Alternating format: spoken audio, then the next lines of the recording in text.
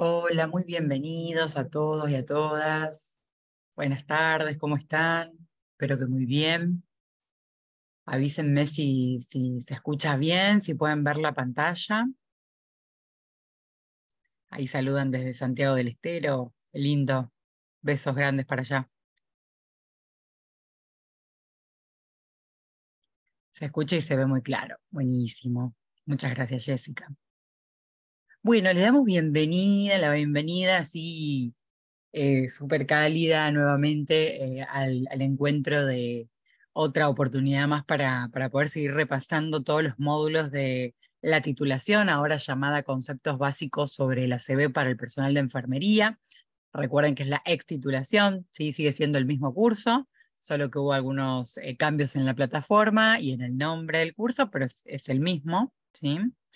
Así que bueno, vamos a seguir avanzando. Recuerden que estas son clases de apoyo, son clases que nosotras damos para que ustedes puedan avanzar sobre el curso. Si vieron que son 20 módulos, lo cual tienen que ir en orden, ¿sí? Del 1 al 20 en forma secuencial, leyendo los PDF, ¿sí? El contenido de cada módulo y luego ir respondiendo los exámenes de cada uno de ellos, ¿sí? Al finalizar. Y si lo aprueban, recuerden que se aprueba con el 80%, así que una vez que lo aprueban, les va a dar la plataforma misma el paso al siguiente módulo, ¿sí?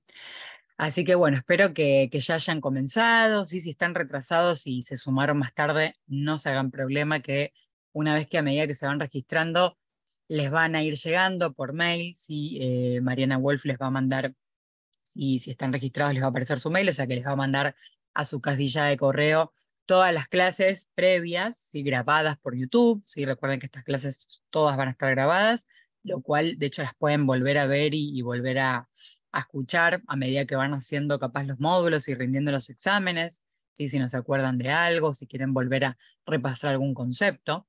Así que ya les digo, si se sumaron más tarde, tienen todas esas clases grabadas, ya sea en el canal de Angel, de la iniciativa Angels, o que les van a llegar por, ya les digo, por mail, todos los links, ¿sí? De las charlas por YouTube que quedan grabadas y van a poder repasarlas sin problema, ¿sí?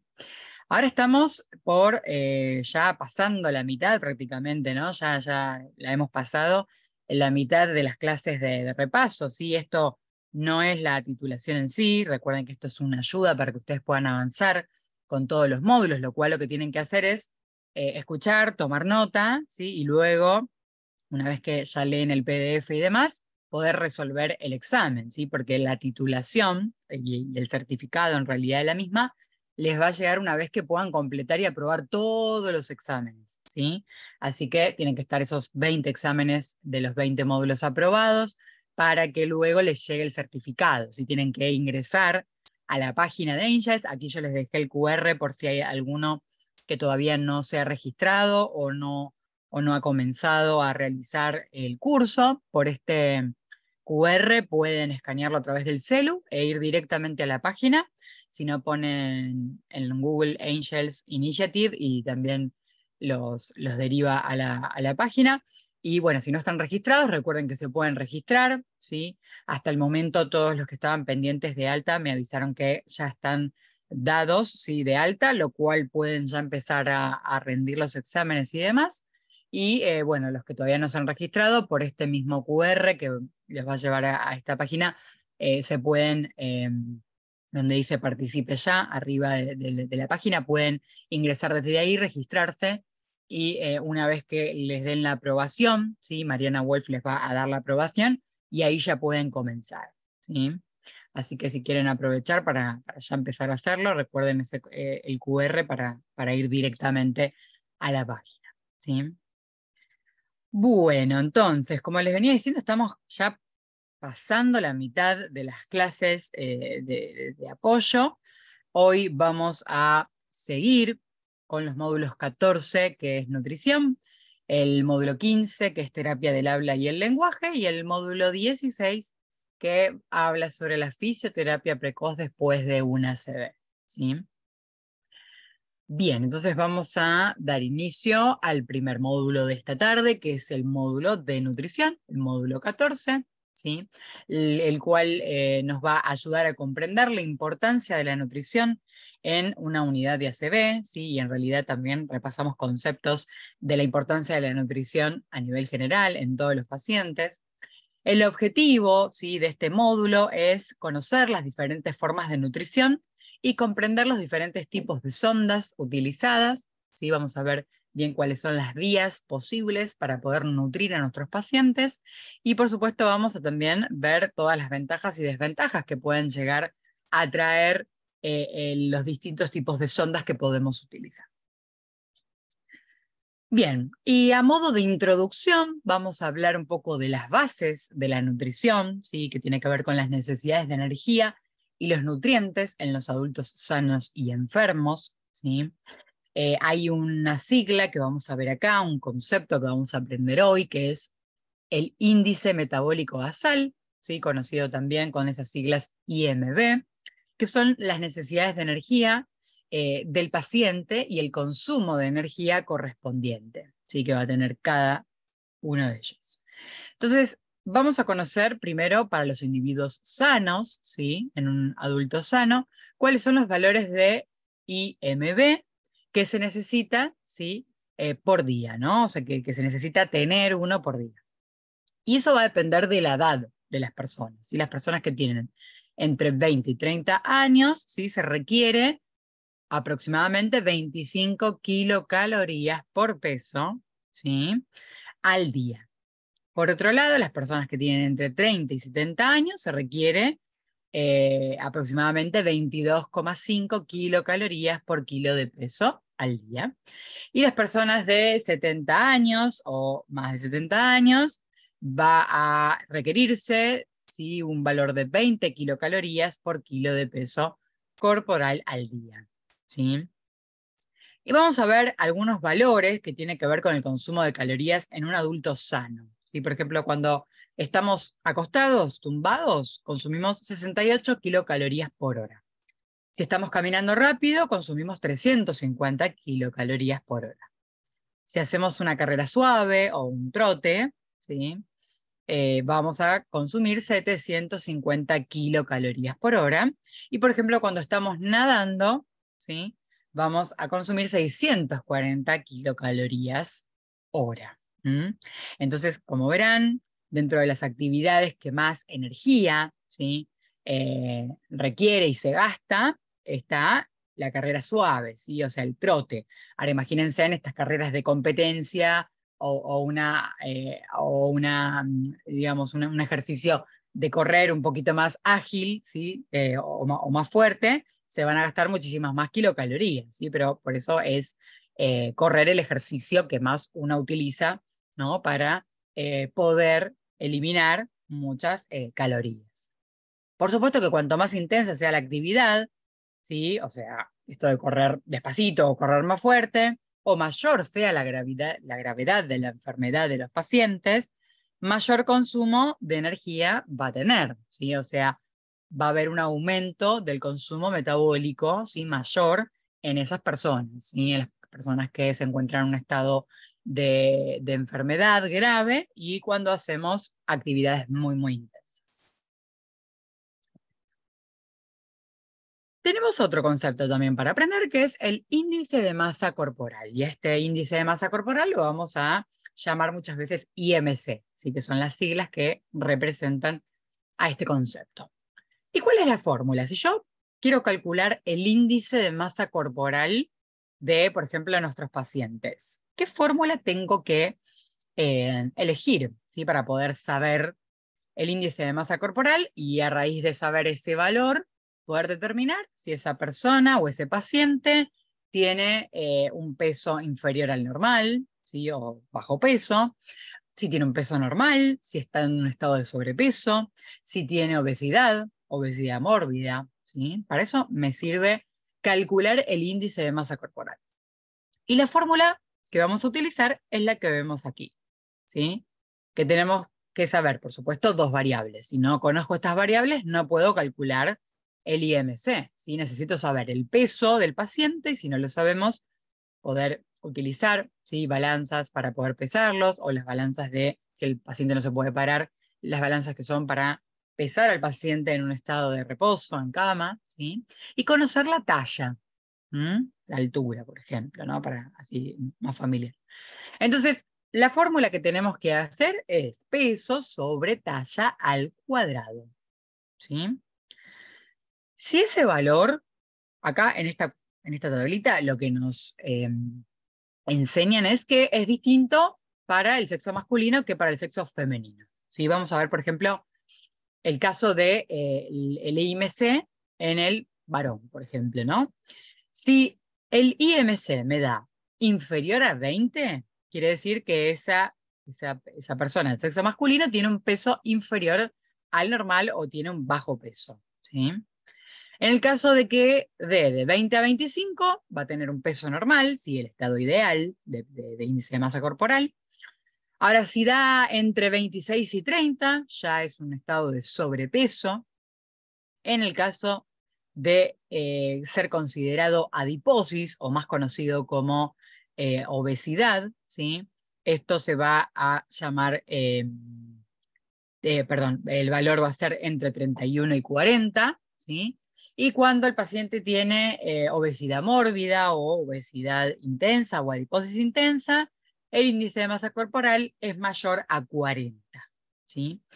Y el caso de las mujeres es un poquito menos. No es tan diferente, pero es un poquito menos. En el bajo peso, en el varón era de 20, en las mujeres de 19, solo un punto de diferencia. El peso normal es de 19 a 24, ¿sí? Solo cambian dos valores, tanto en el valor inferior como en el valor superior. En cuanto al sobrepeso, lo mismo, en vez de ser entre 26 y 30 como en el varón, es de 25 y 30, ¿sí? El límite máximo es igual. En cuanto a la adiposis, es lo mismo, ¿sí? que en los varones, entre 31 y 40, y en el caso de la obesidad o la adiposis intensa, tiene que ser este índice de masa corporal superior a 40. Vamos a ver un ejemplo, ¿sí? Un ejemplo de un caso de un paciente que tiene 70 años, que pesa 90 kilos, y su talla es de 1,72 metros. ¿Sí? Como antecedentes, también agrega ahí otro dato, tiene diabetes mellitus. Entonces, lo que teníamos que hacer, que era, primero, multiplicar, ¿sí? 2 veces, al cuadrado era ese mismo valor 2 veces, ¿sí? En el caso de la talla del paciente, que es 1,72, multiplico, ¿sí? Como vemos acá en el cuadrito, 1,72 por 1,72. Ese valor, ¿sí? Que ya lo vamos a tener separado, lo anotamos en un papelito, y luego lo dividimos con 90. Si usamos 90 dividido el valor que me da o el resultado que me da 1,72 por 1,72. Y el valor final es de 30,4. O sea, este paciente tiene un índice de masa corporal de 30,4. ¿Sí?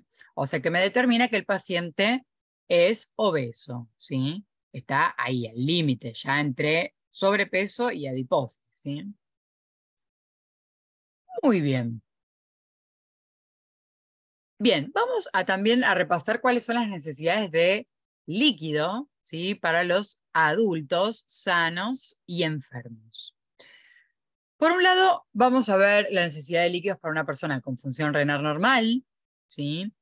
Las necesidades de líquidos básicos son entre 30 y 40 mililitros por kilo de peso corporal. Esto es lo normal. Ese es el requerimiento, ¿sí? De líquidos que necesita una persona con función renal normal, ¿sí? Hay que considerar ciertos líquidos que uno pierde, ¿no? ¿En dónde? ¿A través de dónde? A través de la transpiración, que se calculan entre 500 y 800 mililitros, ¿sí? Hay que sumarle también otras pérdidas, como por ejemplo en los pacientes que tienen sondas y drenajes, y otras pérdidas también que uno tiene cuando está con temperatura mayor a 38 grados centígrados, ¿sí?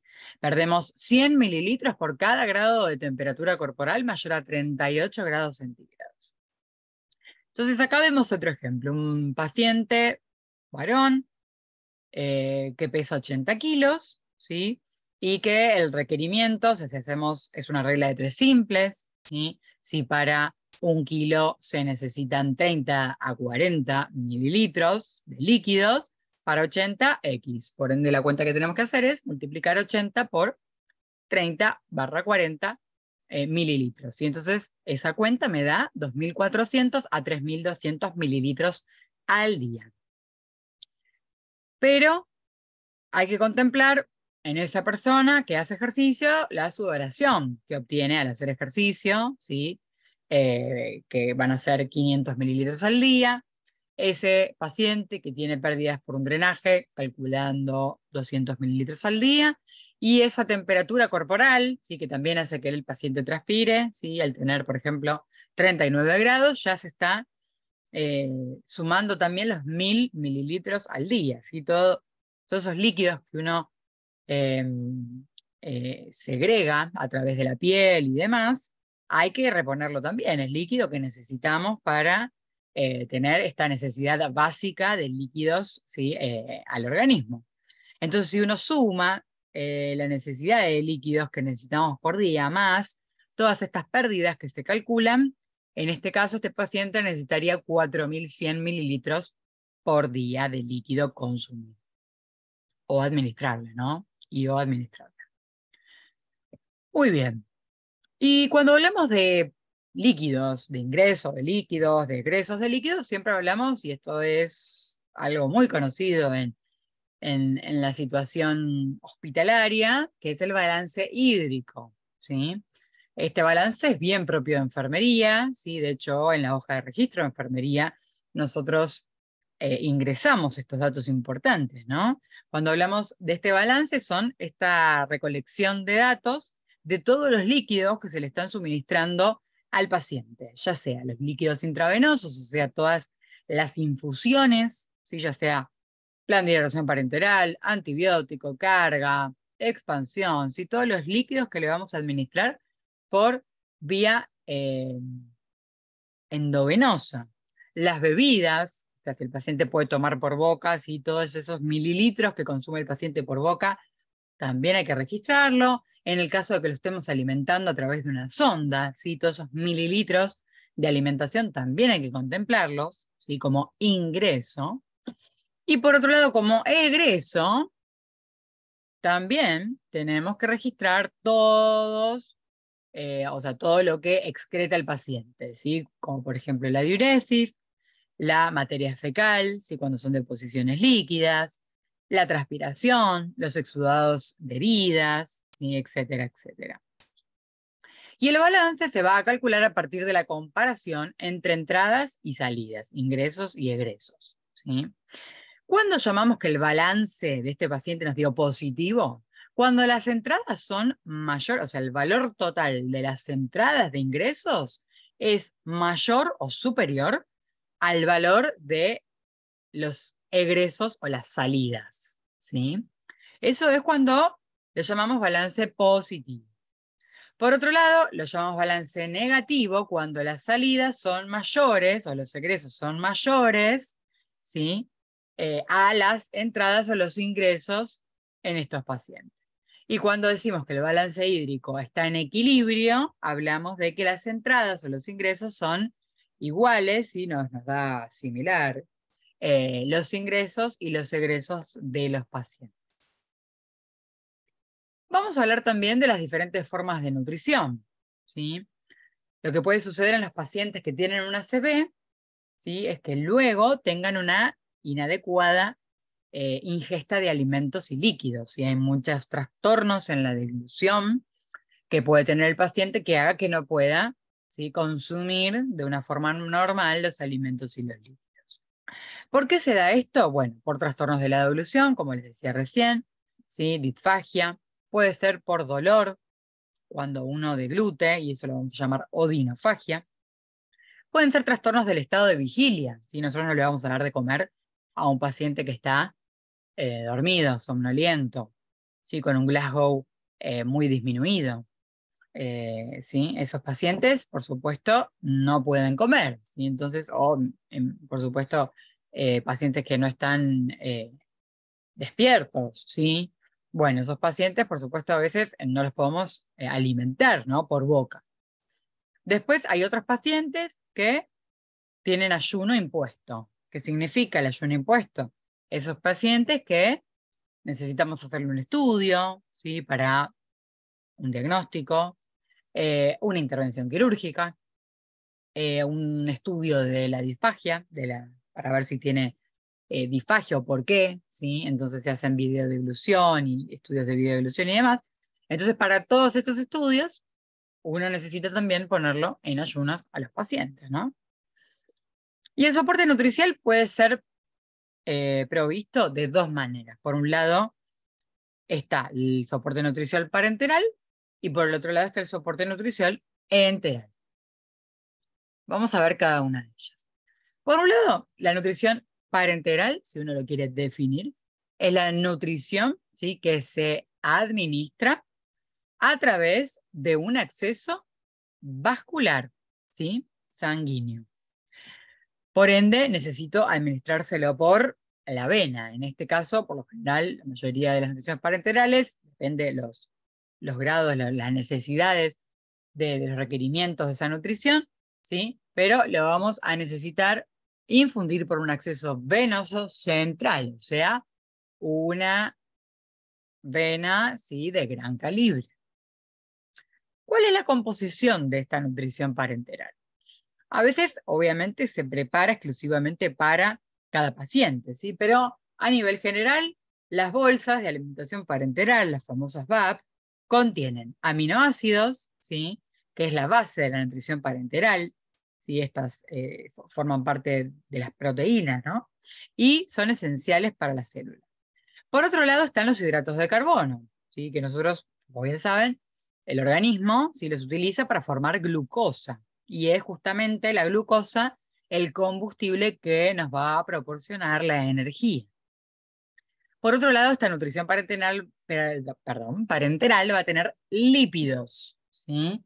Y estos lípidos también nos van a proporcionar una fuente de energía al organismo, ¿sí?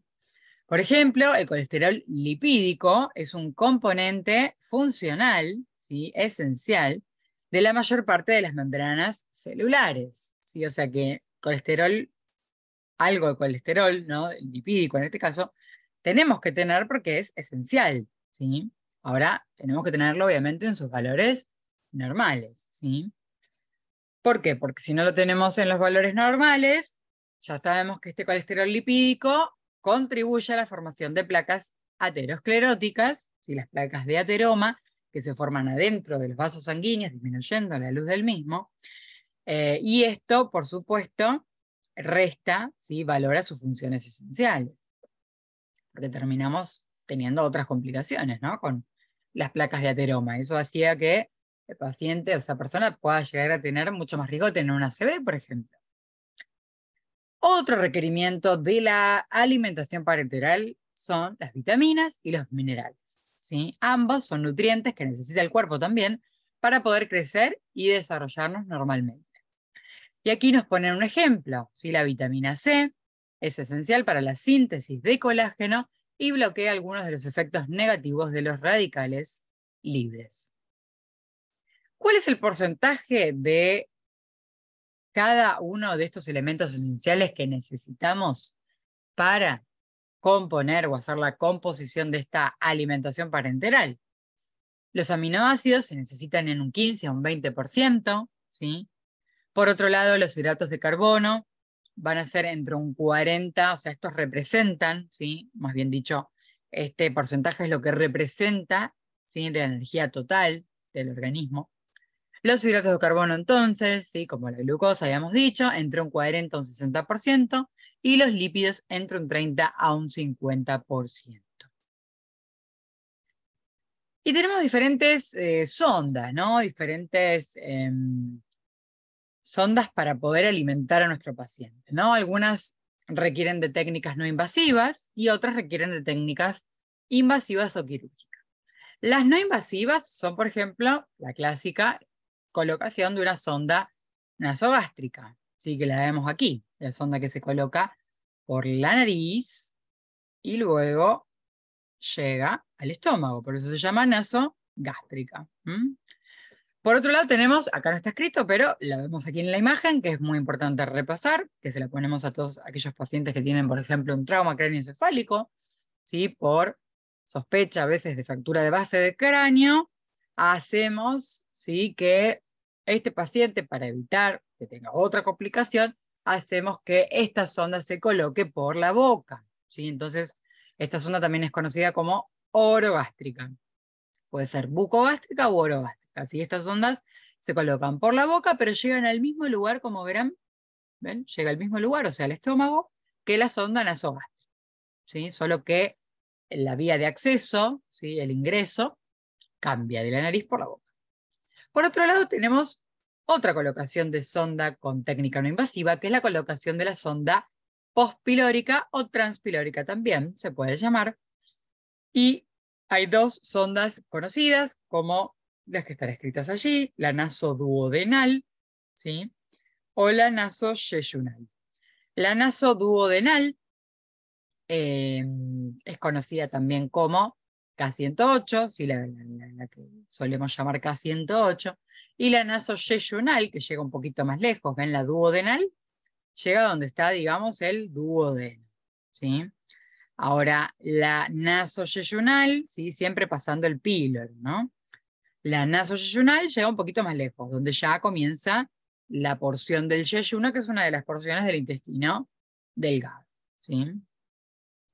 Y luego están las formas de alimentar al paciente por sondas, ¿sí? También enterales, pero ya requieren una técnica invasiva o quirúrgica, ¿sí? ¿Cuáles son ellas? La gastrostomía, ¿sí? Una sonda de gastrostomía que va directamente al estómago desde afuera, ¿sí? Haciendo un acceso percutáneo o quirúrgico. Y por otro lado, la yeyunostomía, que también puede colocarse desde afuera, ¿sí? No ingresando por adentro, sino desde afuera, pero a la porción del yeyuno, ¿sí?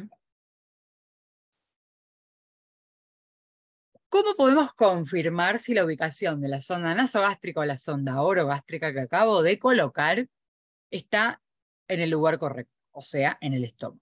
Bueno, ¿cuál es el método preferido? ¿Sí? El más sencillo, el más económico, el más rápido, el que está más cerca de la cama del paciente. Es la radiografía de tórax, ¿sí? No hace falta hacer una tomografía para ver la ubicación de una sonda enteral, ¿sí? Sino necesito ya con una simple radiografía de tórax, ¿sí? Uno ya puede confirmar la ubicación exacta de esta sonda, ¿sí?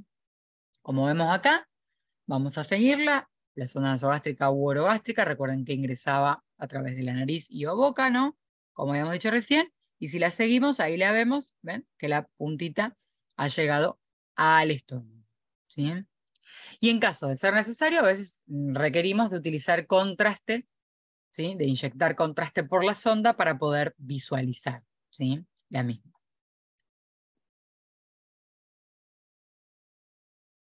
Bueno, a ver, vamos a hablar un poquito más de las sondas, ¿no? De los diferentes tipos de sondas que estuvimos repasando recién. Cuando hablamos de una sonda nasogástrica, vamos a hablar de una sonda que le ingresamos al paciente, ya sea para alimentarlo, ¿sí? Y o para realizar un drenaje de los jugos gástricos, ¿sí?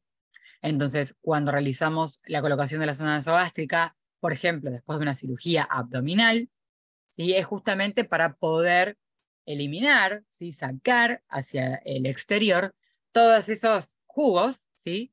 Gástricos, ya sea por una cuestión terapéutica o diagnóstica, ¿sí? Y poder vaciar y evitar que el paciente tenga acumulación de esos líquidos en el estómago.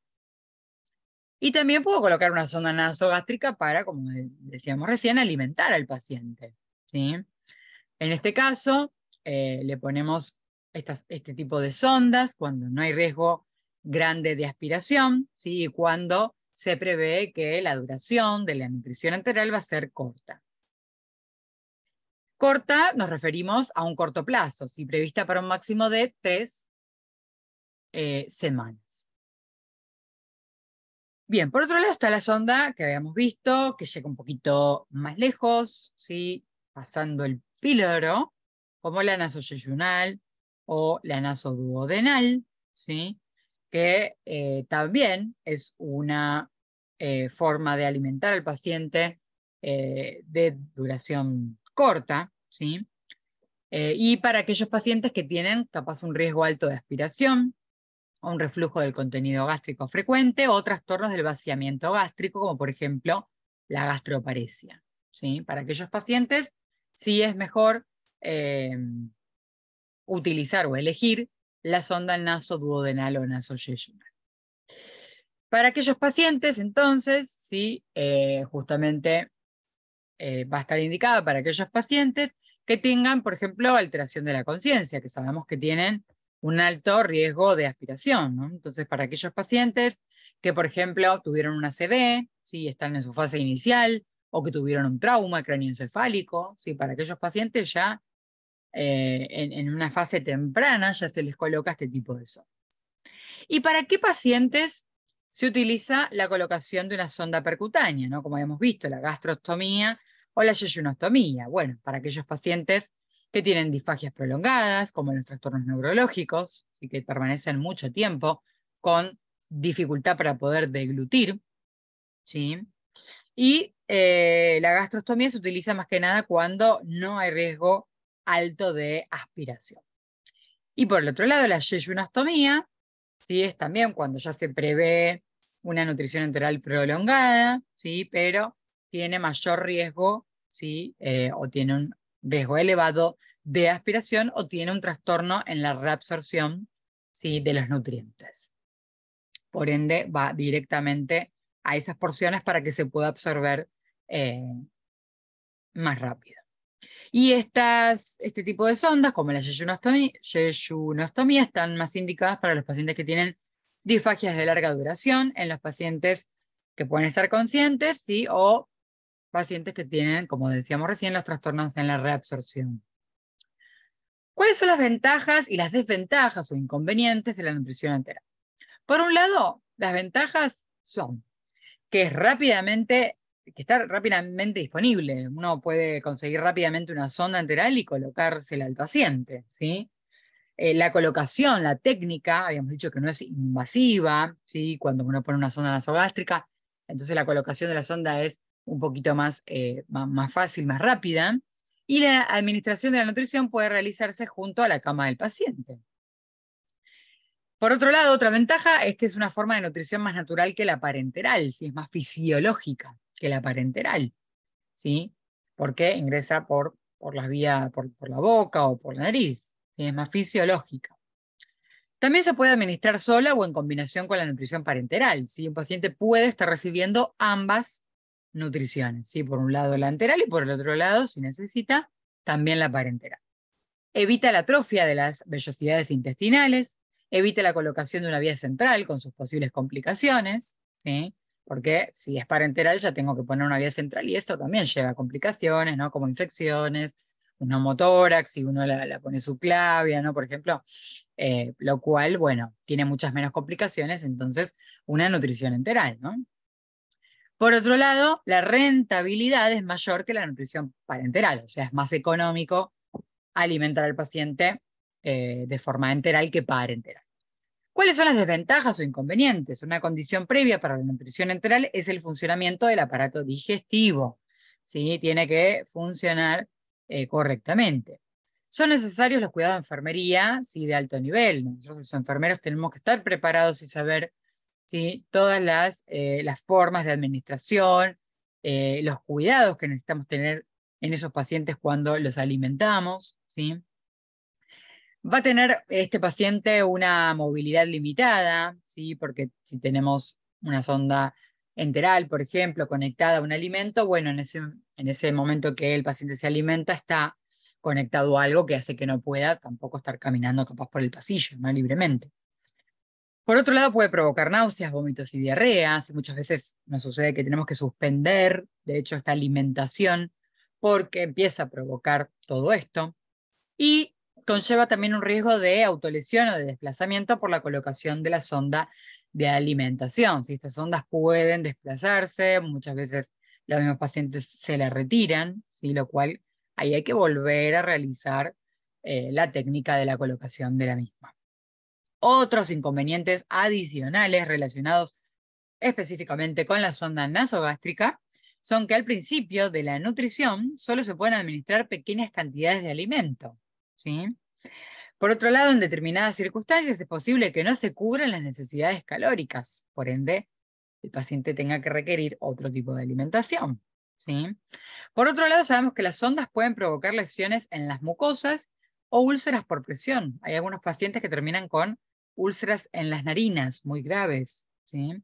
Se recuperan, pasan un proceso de enfermedad muy importante, muy grave, pero se llevan una lesión en la narina, por eso es de buena práctica ir rotando, ¿sí? La fijación y en la zona de apoyo de la sonda y utilizar dispositivos que hagan que no quede tan marcada y tan presionada esa sonda con la piel del paciente, ¿sí? Por otro lado, a veces se requiere esto de cambiar la sonda periódicamente, ¿sí? Esto depende, por supuesto, del material que está hecha la misma, ¿no? Esto, por supuesto, puede resultar incómodo para el paciente, ¿sí? Sobre todo cuando están lúcidos, y requiere, por supuesto, de la colaboración del mismo. El reflujo del contenido gástrico a través del cardias gástrico abierto también puede provocar un cierto reflujo y neumonía por aspiración. Si recordemos que los pacientes que están siendo alimentados por sonda nasogástrica tienen que estar semisentados y con la cabecera mayor a 30 grados para evitar que estos pacientes se puedan broncoaspirar y que tengan una complicación como la neumonía, ¿sí? Entonces recordemos que cuando vamos a bañar a este paciente, cuando le vamos a poner a 0 grados por cualquier motivo que fuese, es muy importante que si estos pacientes reciben alimentación por una sonda nasogástrica, debemos pausarla en ese momento para evitar este reflujo y la neumonía por aspiración.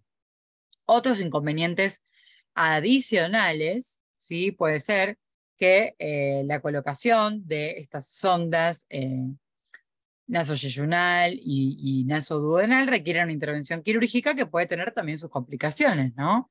No deja de ser una intervención quirúrgica y no deja del paciente ir a un quirófano para que se realice este procedimiento. Y como todo procedimiento quirúrgico, tiene sus riesgos, ¿sí? Como la hemorragia, puede ser una infección, puede haber o ocurrir una perforación, por ejemplo, del intestino, del estómago, o puede también desplazarse. Muy bien.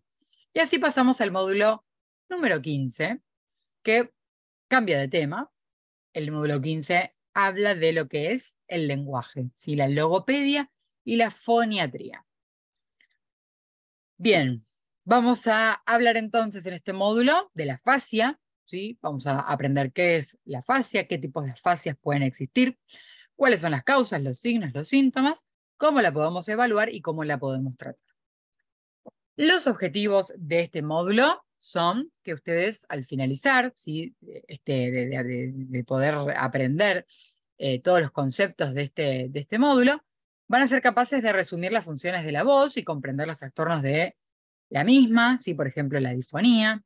Van a comprender también los componentes de la terapia de la voz y los ejercicios más relevantes que se utilizan para realizar esto de la terapéutica vocal. Van a terminar de comprender la etiología y los síntomas de la disfagia y van a ser capaces de explicar los procesos de diagnóstico y resumir el tratamiento de los trastornos de la deglución. Primero, entonces, como les venía anticipando, vamos a hablar de lo que es la afasia, una palabra muy escuchada, un trastorno que pueden presentar muchos de nuestros pacientes, ¿sí? Y un trastorno que justamente lo vemos mucho en el ACV, ¿sí? Bien, entonces si queremos definir qué es la afasia, podemos decir que la afasia es un trastorno del lenguaje neurógeno adquirido que se produce por una lesión en el cerebro, que por lo general se ve afectado el hemisferio izquierdo, ¿sí? El hemisferio dominante, en un 97% de las personas, ¿sí? Estas áreas que se lesionan y hace que el paciente esté con un tipo de afasia, están en la mayoría de las personas, como les decía, el 97% de las personas, en el hemisferio izquierdo, ¿sí? Y este tipo de afasia esta afasia puede verse comprometida en diferentes modalidades, ¿sí? Como por ejemplo, la expresión y comprensión del lenguaje hablado, puede ser la expresión escrita y la comprensión lectora, o sea que no siempre hablamos de el lenguaje hablado, sino también de lo que leemos, de la lectura, de lo que escribimos, ¿sí? No solamente del habla. Bien, y estos son los dos tipos de afasias más conocidos. Por un lado está la afasia de Broca. Sí, la afasia de Broca es justamente dada por una lesión sobre o cerca de esta área que les muestro aquí con el cursor en la imagen, ¿sí? Esta área se llama área de Broca, justamente por eso la afasia que genera cuando se lesiona esta área se llama afasia de Broca, y lo que nos da esta afasia de Broca es justamente un trastorno en la expresión del lenguaje, o sea, vamos a tener dificultades para poder hablar y expresarnos, ¿sí? Una forma de acordarme que la afasia de Broca era la afasia que nos dificultaba para poder expresarnos es la palabra Broca, justamente, que nos hace acordar a boca, ¿sí? Con la boca, justamente, nos expresamos, ¿no? Entonces, el área de Broca, boca, ¿sí? Es el área que justamente me genera esta incapacidad o este trastorno o esta dificultad para poder hablar.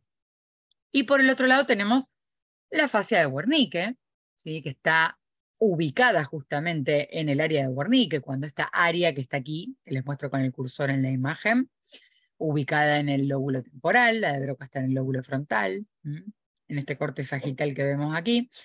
Esta es el área de Wernicke, y cuando se afecta el área de Wernicke, ¿sí? O hay una lesión alrededor y comprime esta área o se dematiza esta área, genera un trastorno en la comprensión del lenguaje.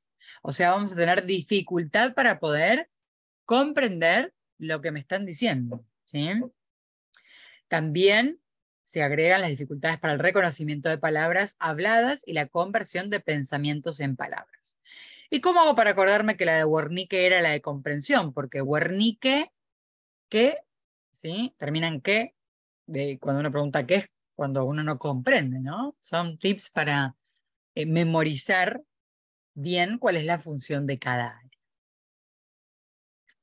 ¿Y de qué manera la podemos valorar a la afasia? ¿Sí?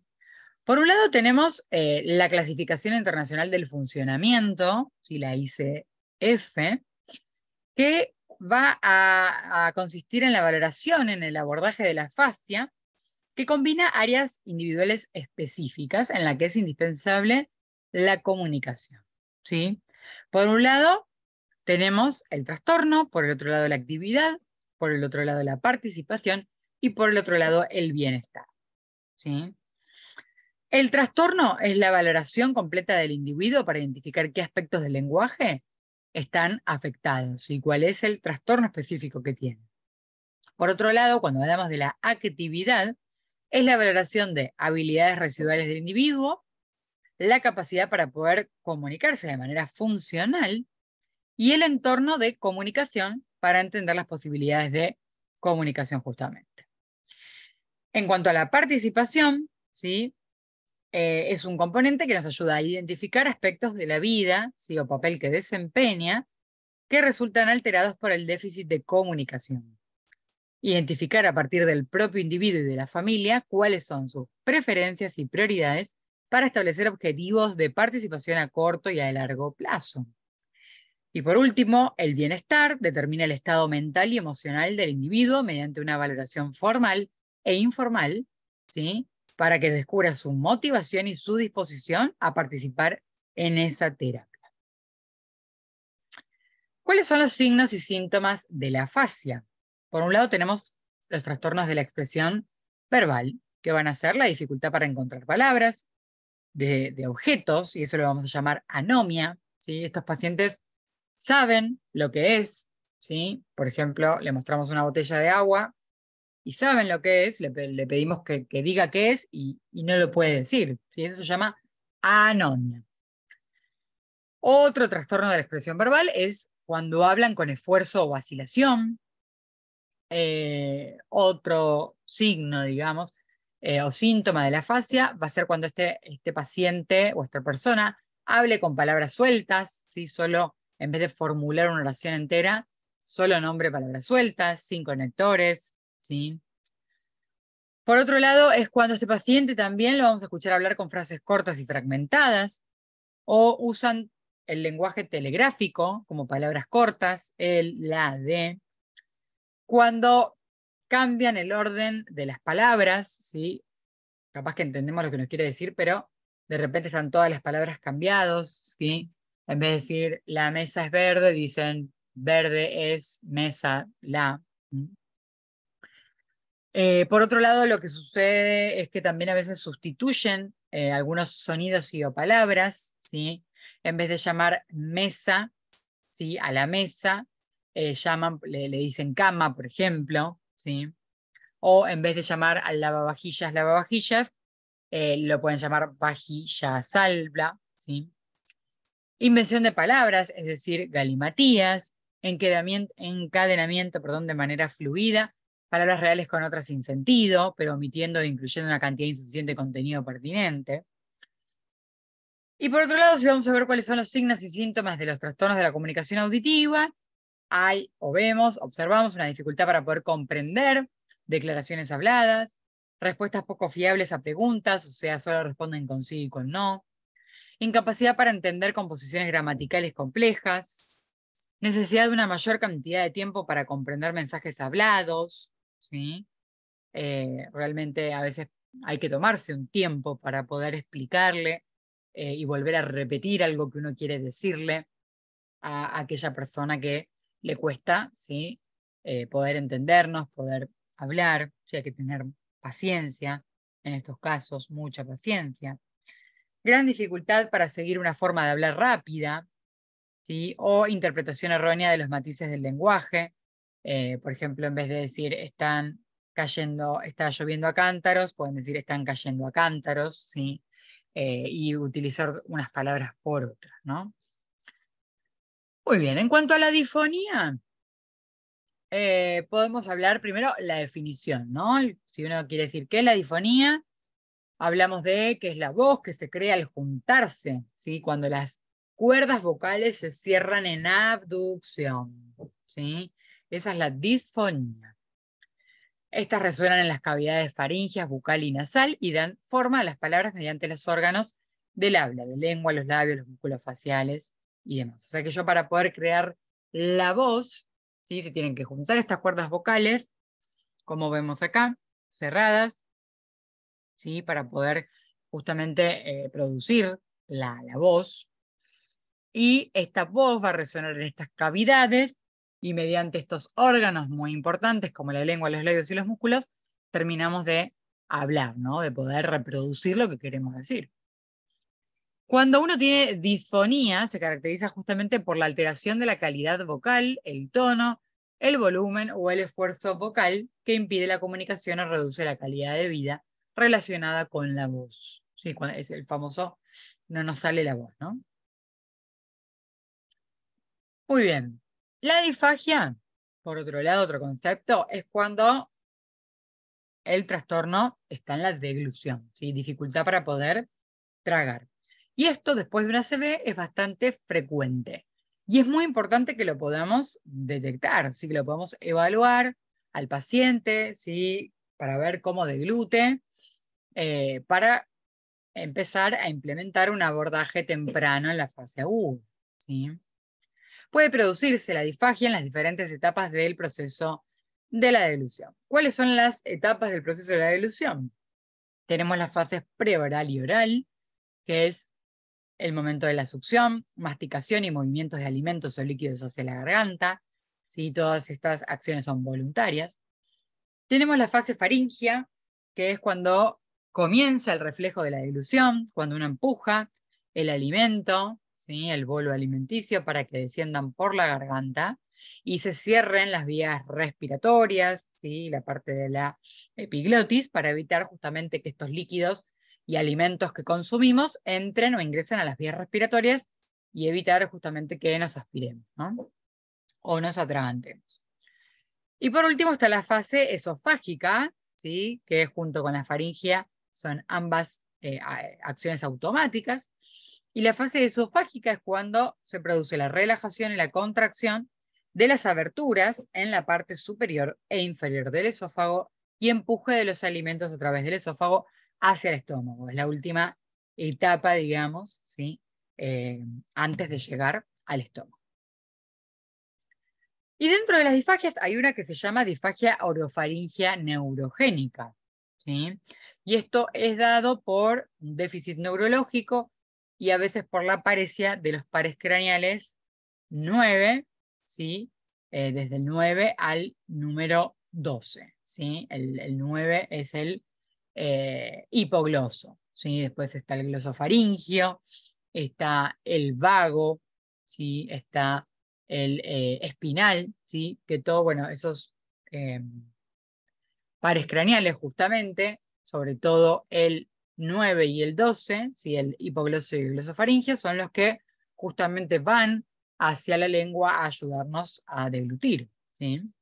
Entonces, por supuesto que la afección de estos pares craneales pueden llevar a tener al paciente problemas en su deglución. ¿Cuáles son los síntomas? Por un lado está la penetración, ¿sí? Que es la entrada de saliva, líquido, alimento, reflujo o un medio de contraste al vestíbulo laringio, ¿sí? A la altura de los repliegues vocales o penetración nasal. Es cuando entra, ¿no?, un material extraño. Por el otro lado, otro de los síntomas es la aspiración, ¿sí? Que es cuando ingresa, como decíamos recién, material por debajo del nivel de la glotis y se me va para el otro cañito, como decimos, o el protubito, ¿sí? Que es la tráquea, a los pulmones. Otro síntoma es la aspiración silenciosa, ¿sí? El paciente aspira, pero no es capaz de toser, o sea que tiene una alteración en la sensibilidad laríngea. Por otro lado, están los derrames, la acumulación, ¿sí? Por el otro lado están los residuos, que es el resto de material en la cavidad bucal, ¿sí? Restos de comida. Y por otro lado está otro de los síntomas, que es la disfunción cricofaringea, que es la disfunción de la abertura del esfínter esofágico superior debido a la relajación muscular insuficiente. O sea, estos síntomas, ¿sí?, determinan un poco lo que es la disfagia, perdón, orofaringea neurogénica. Perdón. Bien, y por otro lado estaba la terapia del habla, ¿no? Habíamos dicho que había una terapéutica del habla, que vamos a ver en qué consiste, ¿sí? Por un lado está la higiene vocal, ¿sí? La higiene vocal, no bucal, sino vocal, que nos puede ayudar a mejorar los problemas de la voz, ¿sí? ¿Cómo hacemos esta higiene vocal? Bueno, acá uno de los mejores ejemplos dice, es respirar correctamente para mejorar la voz, o sea, tener buenas respiraciones, perdón, profundas, ¿sí?, y demás, hacen que mejoremos la voz. Entonces, ¿cómo hacemos esto? Respirar profundamente antes de hablar, ¿sí?, para que la respiración proceda del diafragma, ¿sí? Eso es una terapia, parte de una terapia del habla, ¿sí?, cuando hablamos de la higiene vocal. Y otro ejemplo de higiene vocal es no hablar de manera continua hasta que no quede aliento, ¿sí? O sea, hacer pausas entre algo que uno quiere decir, ¿sí?, y otra cosa que quiere decir, y no hacer algo en continuo hasta quedarse sin aliento, porque ahí estamos empeorando lo que es el habla, ¿sí? Cuando se respira con el tórax y no con el estómago, no se utiliza el aliento para hablar correctamente, ¿sí? Ahí no estamos. Si yo hablo sin parar, digamos, me quedo sin aliento, entonces no estamos respirando con el tórax y no con el estómago, entonces no se utiliza el aliento para hablar correctamente. Y eso no proporciona tanta potencia al habla como se debería, ¿sí? Y por otro lado, otro ejemplo de higiene vocal es adoptar una buena postura, ¿sí?, para ayudar a la técnica de respiración. Bueno, espero que vayan tomando nota, así al finalizar ahora este último módulo, que es el último módulo del día, el módulo 16, en el cual vamos a hablar fisioterapia precoz después del ACV, en conjunto me ayuden a resolver todos los exámenes para ir avanzando sobre el curso. Bien, entonces, el módulo 16, ¿sí?, la fisioterapia tras el ACV, va a ayudarnos a entender qué factores influyen en nuestros movimientos, Vamos a ver de qué se trata la Clasificación Internacional del Funcionamiento, ¿sí? La ICF, que hace un ratito ya la hemos nombrado. Comprender la importancia de la fisioterapia. Vamos a ver de qué se trataba el concepto de Bobat en relación con la movilización temprana y utilizar una serie de técnicas para tratar a un paciente con ACV. Bien, este módulo nos habla primero de la neurofisioterapia. Sí, hay un tipo de fisioterapia que es la neurofisioterapia. ¿Y qué es la neurofisioterapia? Es un tipo de fisioterapia para el tratamiento de pacientes con enfermedades provocadas por trastornos neurológicos. O sea, un paciente que está teniendo, por ejemplo, una ACV. ¿Sí?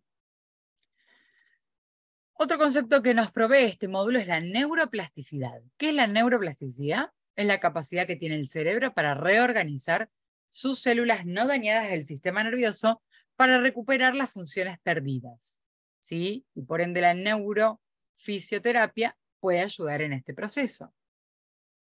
Forman parte del equipo interdisciplinario de rehabilitación de la ACV, junto con, obviamente, los terapistas ocupacionales, los foniatras, etc. ¿Cuáles son las funciones principales del fisioterapeuta? Por un lado tenemos crear junto con el personal de enfermería especialista en ACV, a establecer un plan de atención, ¿sí? O sea, en conjunto, armar un plan de cuidado con el paciente, motivar a los pacientes que participen de forma activa en las sesiones de fisioterapia y ayudarles a aprender de nuevo los patrones normales del movimiento, ¿sí? Es volver a empezar. Luego de una ACV, a veces tenemos secuelas motoras, ¿sí? Cognitivas, bueno, un montón de secuelas, pero las secuelas motoras justamente, que son el movimiento, este fisioterapeuta nos va a ayudar a poder recuperar, ¿sí? A volver a adquirir todas esas funcionalidades motoras para poder recuperar. Otra función del fisioterapeuta es ofrecer terapia para fortalecer las extremidades y enseñar a moverlas, ¿sí? El fisioterapeuta nos va a enseñar a realizar un montón de ejercicios, ¿sí? Para poder hacer que esas extremidades se muevan y se ejerciten. Vieron que muchas veces el kinesiólogo, bueno, el fisioterapia en realidad es el kinesiólogo, solo que en España, bueno, lo llaman terapeuta, perdón. Y bueno, y este fisioterapeuta lo que hace es enseñarle al paciente algunos ejercicios, no solo al paciente, sino a la familia, porque, bueno, el kinesiólogo no está a las 24 horas con el paciente, entonces lo que hace es dejarle algunas actividades para que él y su familia hagan, ¿sí? También enseñarle al resto del equipo de salud, para que cuando uno pueda ejercitarlo con el paciente, lo hagamos y cuanto más ejercicios hagan, obviamente, mejor va a recuperar esa función el paciente. Y acá lo dice, trabajar junto con el equipo interdisciplinario de rehabilitación, la familia y sus conocidos para facilitar la recuperación también de una forma coordinada. Hay que animar al paciente a levantarse y moverse tanto como sea posible, no dejarlos en la cama por días y días. Una vez que el paciente ya se puede levantar, se puede sentar para comer, lo pasamos al sillón y demás, y hay que fomentar tanto la sedestación como la bipedestación, ¿sí? Cuanto más los hacemos mover de forma temprana, más rápido se van a recuperar. Y otra cosa que podemos hacer con los pacientes que no pueden sentarse en la cama o levantarse y caminar, sí podemos aplicar movilización articular pasiva, ¿sí? En los pacientes inmovilizados, o sea que no pueden hacer estas situaciones, ¿no? Estas técnicas. Entonces, a aquellos pacientes les podemos hacer movimientos pasivos, ¿sí? Con las extremidades, ¿sí? Con las articulaciones, para evitar el entumecimiento de las mismas. ¿Cuándo está recomendado? O sea, ¿desde qué momento, si es posible, está recomendado empezar a realizar la movilización temprana de los pacientes? ¿Sí? Dentro de las primeras 24 horas, perdón, después de las 24 horas de la ACV. Si una vez que se cumple un día desde el ingreso del paciente, desde que ha tenido la ACV, ya se puede comenzar con la terapéutica. Bueno, ¿cuál es la prioridad de un fisioterapeuta? Esto creo que es pregunta de examen por ahí, ¿eh? Dice, la prioridad de un fisioterapeuta, si el paciente no es capaz de moverse, es administrar fisioterapia torácica para mantener los pulmones libres de infecciones y prevenir las neumonías, ¿sí? Son estas famosas maniobras kinésicas que hace el kinesiólogo para evitar una neumonía o algún otro tipo de infección, ¿no? Y acá vemos también cómo afecta el ACV al movimiento, ¿sí? Porque un paciente que tiene un ACV puede tener dificultades para poder moverse, ¿sí? Ya sea teniendo una debilidad o una paresia, ya sea teniendo una parálisis o una plejía, ya sea teniendo diferencias en la percepción, problemas en la postura, el equilibrio, las articulaciones y a veces situaciones o estados de rigidez. Porque hay áreas justamente que se encargan de todo esto, de la movilidad o la motricidad de los seres humanos, ¿no? Y de los seres vivos, en realidad. Bien, ¿y de dónde viene todo esto? Viene de la corteza sensitivo-motora, ¿sí? O sea, tenemos en la corteza cerebral dos áreas muy importantes, como el área motora primaria y el área sensitiva o somatosensitiva, ¿sí? Que nos dan funciones motoras y de sensibilidad, ¿sí? La corteza entonces cerebral está organizada en regiones funcionales. O sea que cuando un paciente presenta alteraciones motoras, como la paresia o la plejía de una extremidad, suele estar afectada la circunvolución precentral, que es esta que vemos aquí, esta circunvolución de coloración naranjita o roja, que también es llamada o conocida como área motora primaria. Por eso, como es el área motora, cuando se daña, se termina este paciente debilitando ¿sí? Su brazo, su pierna, o ambas, ¿sí? O la cara también, ¿ven? La cara, también se puede ver debilitada o paralizada. ¿Mm? Y por otro lado, cuando un paciente presenta alteraciones sensitivas, suele estar afectada la circunvolución postcentral, que es la que está aquí al lado, ¿sí? Y que la vamos a llamar área somatosensitiva o somatosensorial. Un infarto cerebeloso, por ejemplo, puede provocar problemas en la coordinación de los movimientos porque el cerebelo es el encargado de la coordinación de los movimientos, ¿sí? Entonces, según dónde se encuentra esa lesión, en qué parte de todo el encéfalo se encuentra esa lesión, va a ser la clínica del paciente, ¿sí? Por eso es que a veces algunos solo tienen problemas motores, algunos solo tienen problemas sensitivos, o tienen ambos, ¿sí? Depende la localización y cuánto abarca esa lesión.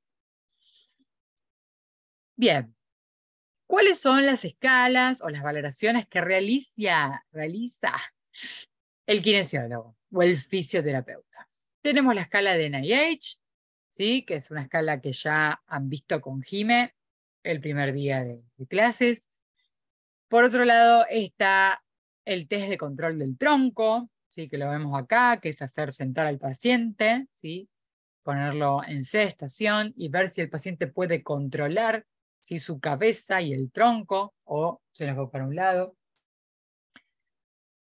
Otro tipo de prueba es la de levantarse y caminar. ¿Sí? El paciente está sentado en una silla, se le pide al paciente que se levante, que camine ¿sí? Unos pasos, que gire y que vuelva a sentarse a la silla.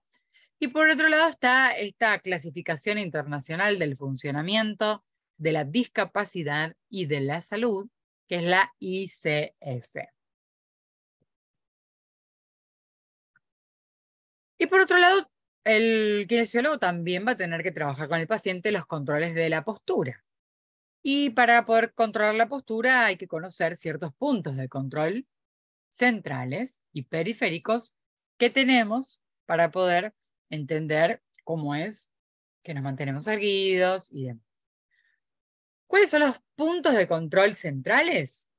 Están los controles posturales que se realizan entre el tórax y la pelvis. O sea, estos dos puntitos que están aquí en el tórax y la pelvis son los puntos de control centrales, ¿sí? Como la base o el eje del organismo, ¿sí?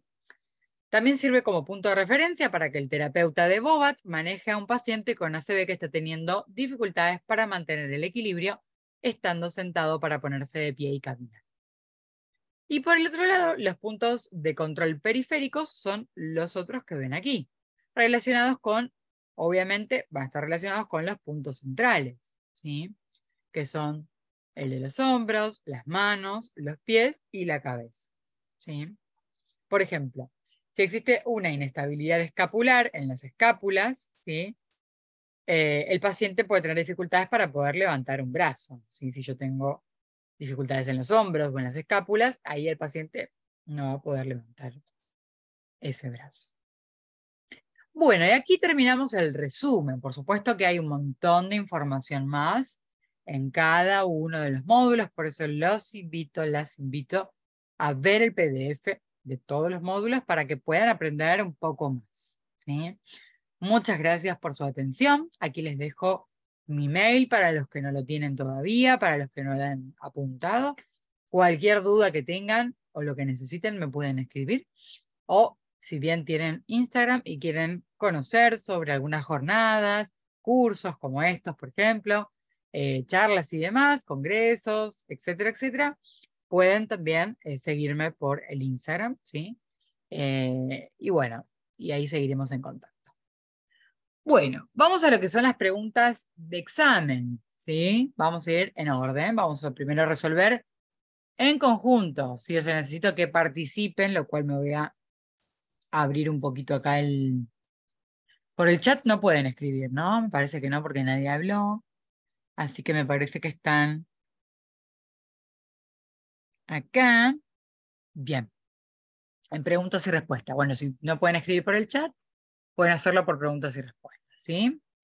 A ver si me siguen. Vamos a la primera, ¿sí? Del módulo número 14, que era nutrición. Y la primera pregunta dice así. Complete, es la primera, ¿no? O me fui. No, estamos bien. Complete la siguiente información con la opción correcta. La vitamina C controla algunos trastornos. Y hay que elegir la correcta. Vamos a leerlas. Conservando la integridad estructural del tejido al proteger a la matriz lipídica de las paredes celulares frente a la peroxidación. O la vitamina C se encarga de facilitar la absorción adecuada de calcio y fósforo para la formación de hueso y evitar las hemorragias en las articulaciones. O la vitamina C participa evitando la hemorragia de los tejidos al proporcionar materiales esenciales de la coagulación sanguínea. O actúa desempeñando un papel esencial en la síntesis de colágeno y bloqueando algunos de los efectos negativos de los radicales libres. O la vitamina C participa facilitando la eliminación de gérmenes patógenos. ¿Cuál es la correcta? Esta la vimos, ¿eh? Yo recuerdo que esta la habíamos visto. Pueden poner en letras A, B, C, D, E, o pueden poner numeritos 1, 2, 3, 4, 5, por si no quieren escribir toda la oración.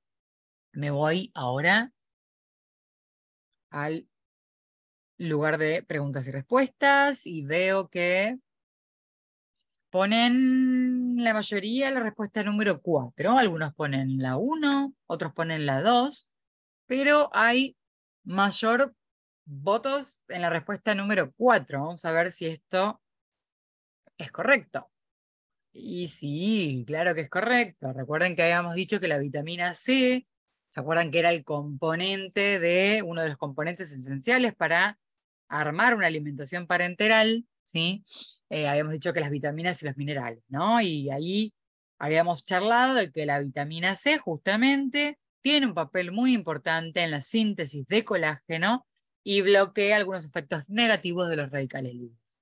Excelente. Vamos a la siguiente pregunta. Dice así, complete la siguiente afirmación con la opción correcta. El colesterol desempeña un papel importante en el cuerpo humano para la retención de grasas, opción 1 o A, la estructura de la membrana celular, opción 2 o B, la formación de hueso, opción 3 o C, o la coagulación sanguínea, opción 4 o D. ¿Cuál dicen? A ver, retención de grasas, estructura de la membrana celular, formación de hueso o coagulación sanguínea. A ver. Y ahí veo que ponen, la mayoría, la número 2, alguno que otro puso la opción A o 1. Sigue apareciendo la opción 2, la estructura de la membrana celular. Y la mayoría contesta la número 2. Vamos a ver si es la correcta. Muy bien. Era la opción número 2 o la opción B. Si el colesterol desempeña un papel importante en el cuerpo para la estructura de la membrana celular. Vieron que decíamos que este lípido, ¿sí? Este colesterol lipídico, lo necesitamos, ¿sí? Es parte normal del organismo para justamente las células, ¿sí? Por eso un poquito de colesterol del bueno necesitamos tener. Vamos a la siguiente y dice, complete la siguiente afirmación con la opción correcta. La intervención de enfermería más importante para corregir la sequedad de la piel es pedir a un médico que envíe al paciente a un dermatólogo, evitar los baños hasta que la situación mejore e informar a un médico, animar al paciente a aumentar la ingesta de líquidos utilizando jabones no irritantes y aplicar una loción sobre las áreas afectadas, consultar al dietista el aumento de la ingesta de grasas y tomar las medidas necesarias para evitar infecciones, o la última, informar al paciente que reduzca la ingesta de líquidos y se aplique una loción según indicación del farmacéutico. ¿Cuál les parece que es? A ver, a ver, a ver. Me voy a la sección de preguntas y respuestas y ponen opción 3. 3, 3, 3, 3, 3. Opción 3. Verónica, Natalia, Esther. Parece que hay respuesta unánime porque todos han puesto la opción número 3 y es correcta. Animar al paciente a aumentar la ingesta de líquidos, utilizar jabones no irritantes y aplicar una loción sobre las áreas afectadas. Muy bien. Vamos a la siguiente. Hay que también cliquear la opción correcta. A ver, un caso para practicar lo del índice de masa corporal. Dice, una mujer de 42 años tiene un IMC de 28,5. Debe decirle al o a la paciente que tiene adiposis. El índice de masa corporal no es importante para ella porque el cálculo de el índice de masa corporal se basa en el funcionamiento metabólico de un varón. Es importante comenzar a hacer ejercicio 5 veces por semana. El índice de masa corporal está dentro de los límites normales o tiene sobrepeso. A ver, ¿qué pasaba si daba 28,5? A ver, a ver, a ver, me voy al chat. Acá Verónica dice que tiene sobrepeso, que es la opción número 5. Daniela coincide, Pedro también, Adriana, Jessica, Miriam pone la opción 4, pero el resto sigue poniendo la opción 5, que tiene sobrepeso. Esther opina igual que Miriam, la opción 4, que era el IMC está dentro de los límites normales. 28,5 era normal o no? No, no era normal. Tenía sobrepeso, ¿sí? 28,5 ya es sobrepeso. Vamos a la siguiente. Hay que cliquear la opción correcta. El método preferido y más preciso de referencia para confirmar la colocación exacta de una sonda de alimentación nasogástrica es, esta la vimos, obtener una radiografía de abdomen, introducir de 5 a 20 milímetros de aire en la sonda mientras se escucha sobre el estómago con el fonendoscopio, obtener una radiografía de tórax, introducir de 15 a 20 mililitros de agua en el estómago y escuchar sobre el estómago con el fonendoscopio. Estetoscopio. Aspirar de 20 a 30 mililitros de secreciones gastrointestinales y analizar el valor del pH. ¿Cuál era el método más eficiente y seguro, ¿sí? Preciso, para poder confirmar que la sonda está en el estómago? A ver, a ver. Y, hay variadas acá, ¿eh? Algunos ponen la opción 3, radiografía de tórax. Algunos ponen la opción 4. Pero parece que la mayoría ha contestado la opción número 3. Y así es, muy bien. La radiografía de tórax, de hecho, ¿se acuerdan que vimos la imagen? Todo el caminito de las zonas de llegar al estómago. Muy bien. Y vamos a otra del capítulo de nutrición que dice, complete la siguiente afirmación con la opción correcta. Las necesidades básicas de líquido de un adulto sano se calculan basándose en 2 litros de líquidos diarios, en 3 litros de líquido diarios, por instrucción del médico, utilizando de 30 a 40 mililitros por kilo de peso corporal, o utilizando entre 60 y 70 mililitros por kilo de peso corporal. Esto lo habíamos, ¿se acuerdan que hicimos la regla de 3 simple, todo? ¿Cuánto era? 30 a 40, 60 a 70, 2 litros, 3 litros, depende de lo que diga el médico, a ver. Ponen opción 4 o D, 444. Ramil dice, especifica de 30 a 40. Jessica igual, de 30 a 40. A ver, vamos a ver cuál es la opción correcta. Muy bien, es utilizando de 30 a 40 mililitros por kilo de peso. ¿Se acuerdan que hicimos la cuentita? Y vamos a la última pregunta del módulo de nutrición. Dice, ¿cuál no es, ojo con esta, cuál no es una contraindicación para la colocación de una sonda gastrostomía o nasoyeyunal, perdón, o yeyunostomía? Coagulopatía grave que no puede corregirse, una psicosis grave, un SEA de esófago, una neoplasia gástrica o una gastritis activa u úlcera péptica. ¿Cuál no es una contraindicación? A ver, ¿qué han puesto? Opción número 4. Algunos pusieron 4, otros pusieron cáncer de esófago.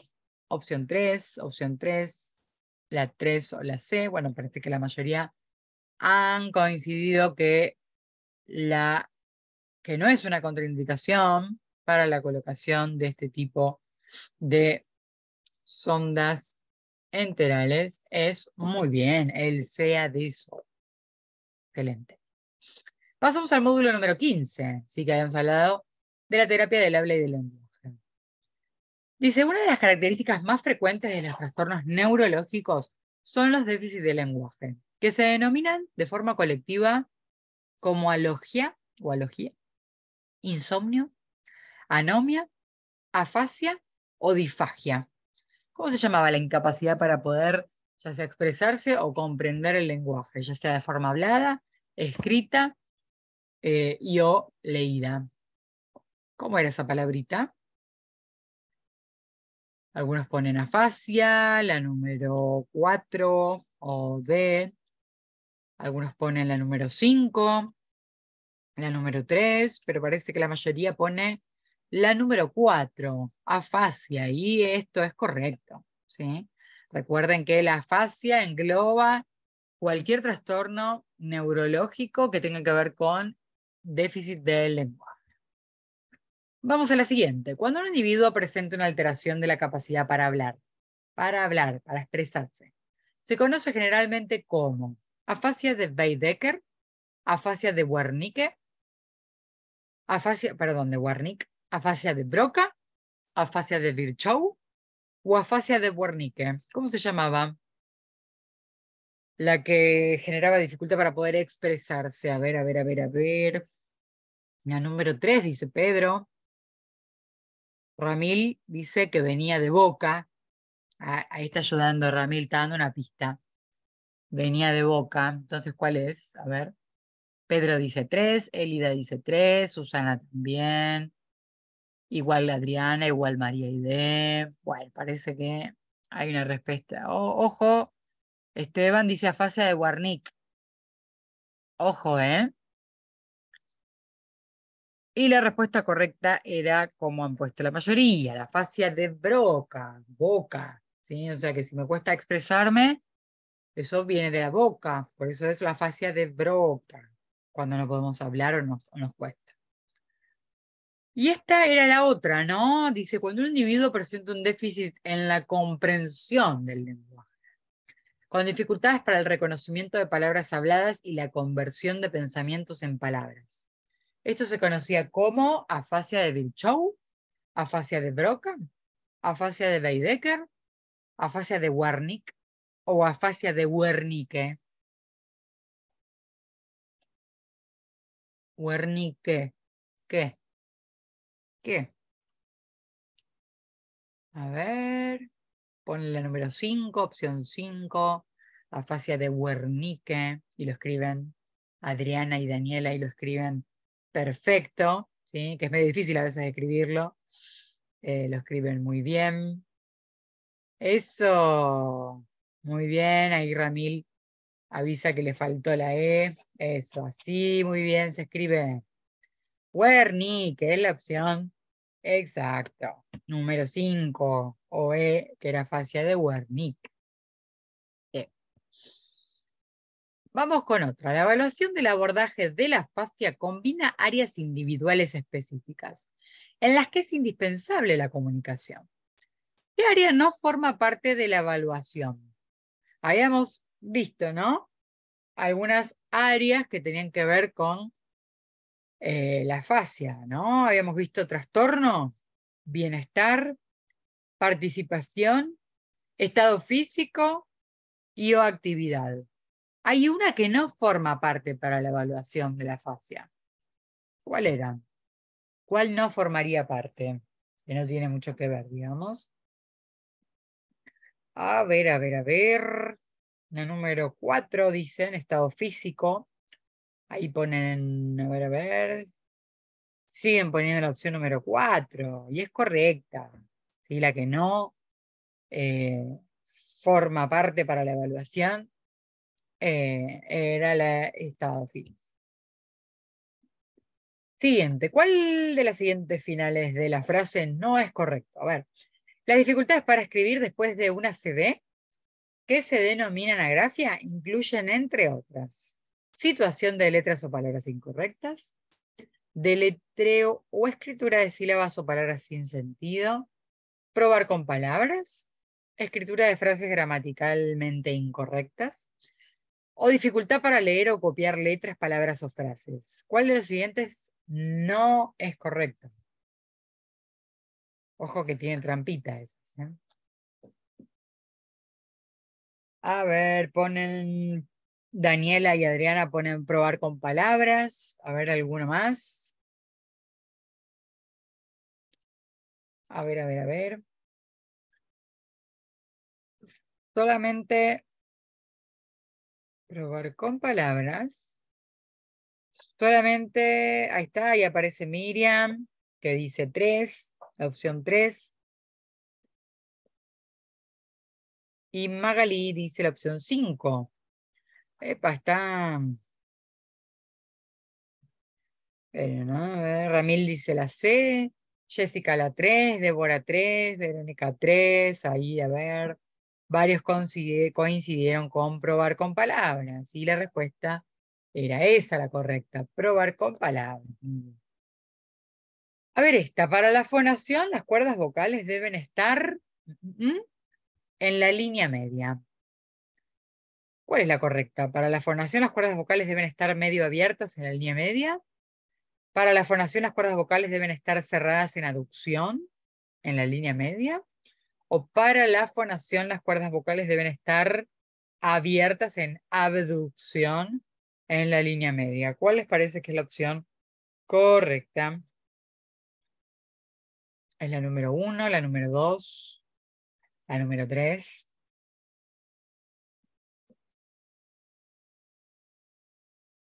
A ver qué ponen. Cerrada en aducción, pone Daniela. Pedro dice que es la número 2, también cerradas en aducción. Susana, Magalí coinciden también. Parece que hay respuesta unánime. Esteban y Susana lo mismo. Otra Susana. Muy bien, tienen que estar cerradas en aducción, ¿sí? Para que uno pueda fonar, para que salga la voz. Vamos a otra. ¿Cuáles son síntomas de disfagia orofaringea neurógena? Esto lo vimos. Aspiración, residuos, penetración, derrames o acumulación, o todas las anteriores. ¿Cuáles eran los síntomas de una disfagia orofaringea neurógena? A ver, a ver. Daniela dice todas las anteriores. Miriam dice 5, que es todas las anteriores. Esther también agrega todas. Verónica, Élida, Ramil. Muy bien, me encanta que participen. Y la respuesta correcta era todas las anteriores. Y esos son todos síntomas de una disfagia orofaringea neurógena. Vamos a la siguiente. ¿Cuál de las siguientes terapias puede ayudar a evitar problemas de la voz? Carraspeo frecuente, consumir caramelos masticables, toser con frecuencia, hablar en voz baja o una buena higiene vocal. Y estuvimos viendo ejemplos, de hecho, ¿no? A ver. Jessica pone 5, Ramil 5, las 5, buena higiene vocal, buena higiene, buena higiene. Bueno, parece que respuesta unánime, y así es, la buena higiene vocal. Muy bien. Eso de respirar profundo antes de hablar, de no quedarse sin aliento, como me está pasando a mí cuando hablo y hablo. No, yo no estaría haciendo una buena higiene vocal en este momento. Muy bien, vamos a el último módulo, el módulo número 16. A ver qué preguntas de examen tocaban ahí. Dice, la neurofisioterapia es un tipo de fisioterapia para el tratamiento de pacientes con adicciones, pacientes con enfermedades provocadas por trastornos neurológicos, pacientes con enfermedades degenerativas, pacientes con enfermedades óseas o pacientes con trastornos psiquiátricos. A ver. Adicciones, trastornos neurológicos, enfermedades degenerativas, enfermedades óseas o trastornos psiquiátricos. A ver, a ver. Acá la mayoría pone la número 2. Muy bien, esta es fácil, ¿no? Para el tratamiento de pacientes con enfermedades provocadas por trastornos neurológicos, como el ACV, ¿no? Siguiente, el significado de neuroplasticidad. ¿Se acuerdan que habíamos visto neurofisioterapia y neuroplasticidad? ¿Qué significaba neuroplasticidad? La reorganización de células no dañadas del sistema nervioso para recuperar la función perdida. La especialidad médica que se ocupa de la prevención, diagnóstico, tratamiento y rehabilitación de trastornos que afectan a cualquier parte del sistema nervioso, incluido cerebro, médula espinal y nervios periféricos. Una especialidad médica que trata trastornos del sistema nervioso. El estudio de la estructura y la función del cerebro en su relación con procesos psicológicos y comportamientos específicos. O una rama de la fisiología y la neurociencia que se ocupa del estudio del funcionamiento del sistema nervioso. ¿Qué era la neuroplasticidad? Vayan ahí a los apuntes. A ver, a ver, a ver. A ver, a ver. ¿Qué opción? ¿La 1? ¿La 1? ¿La 1 ponen? ¿La opción 1? Susana pone la opción 5. A ver, a ver. Y la respuesta correcta es la 1. Muy bien. La reorganización de células no dañadas del sistema nervioso para recuperar la función perdida. Siguiente. ¿No es una función del fisioterapeuta trabajar junto con el equipo interdisciplinar? ¿Ayudar al personal de enfermería en la atención general? ¿Ayudar al personal de enfermería especialista en ACV a establecer un plan de atención para mantener al paciente lo mejor posible? ¿Ofrecer terapia para fortalecer las extremidades y enseñar a moverlas? ¿Motivar a los pacientes y ayudarles a aprender de nuevo los patrones normales del movimiento? ¿Cuál no es una función del fisioterapeuta? A ver, a ver. La opción 2 ponen Pedro, Daniela y Débora. Y ahí agrega Verónica, Andrea, Jessica y Esther. También la opción número 2. Susana, Adriana, Ramil. Bueno, respuesta unánime. La opción número 2 que dice ayudar al personal de enfermería en la atención general. Y en realidad no. Nos podemos dar una mano igual con todo, pero a veces no. Hacemos cosas que no nos corresponden, pero igual a veces ayudamos al otro, pero no es una función que tenga que ser ¿no? Del fisioterapeuta en especial, ¿no? Ayudar al personal de enfermería en la atención general. Muy bien. Vamos a la siguiente. ¿Cuál de las afirmaciones que aquí leemos acerca de la movilización es correcta? El reposo en camas después de la ACV debe mantenerse tanto tiempo como sea posible. Debe realizarse siempre movilización temprana, por ende 24 horas después de producirse la ACV.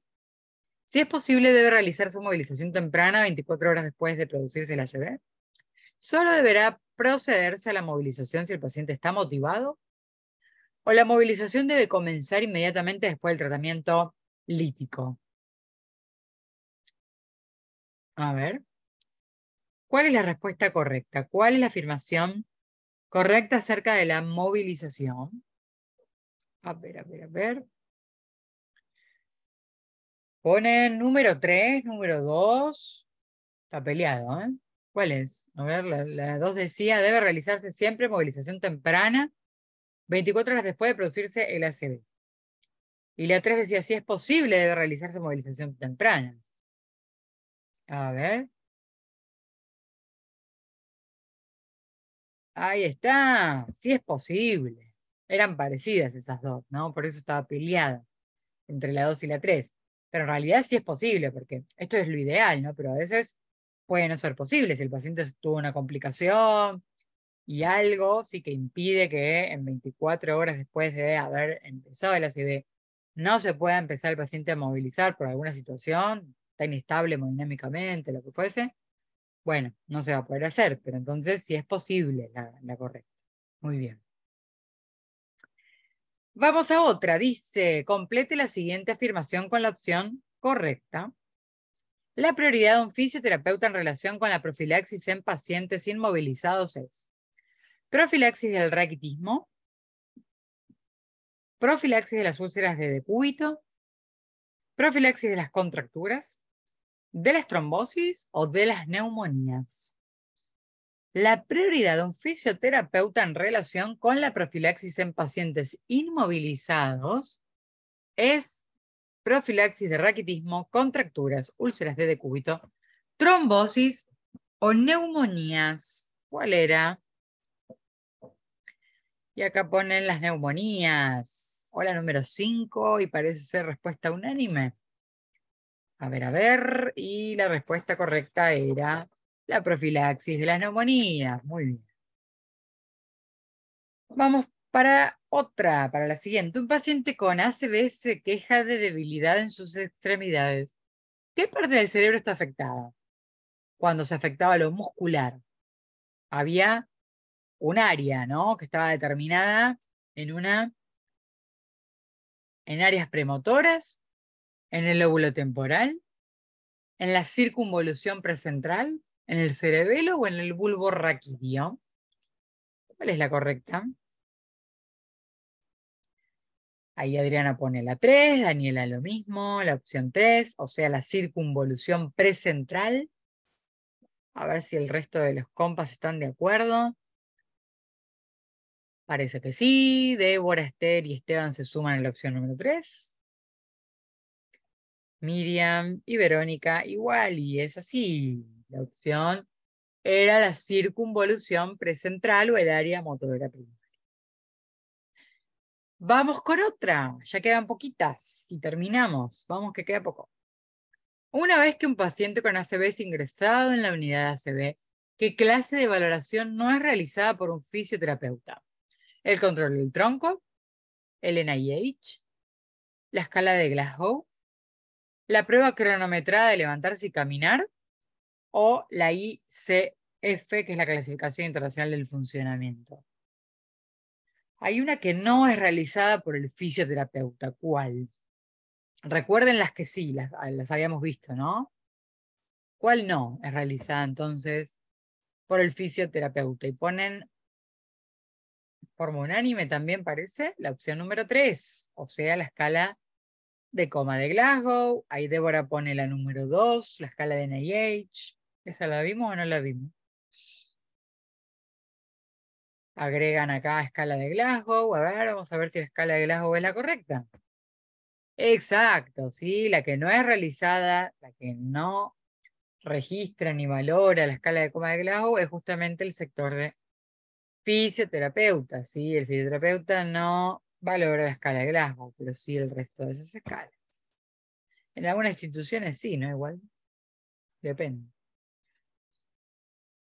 Y vamos a la última. Llegamos al final. Complete la siguiente afirmación con la opción correcta. El término punto de control fundamental central se refiere al control postural entre los centrales, ¿se acuerdan? El tórax y la pelvis y las extremidades inferiores, el hombro y el tórax, o el hombro y las extremidades superiores.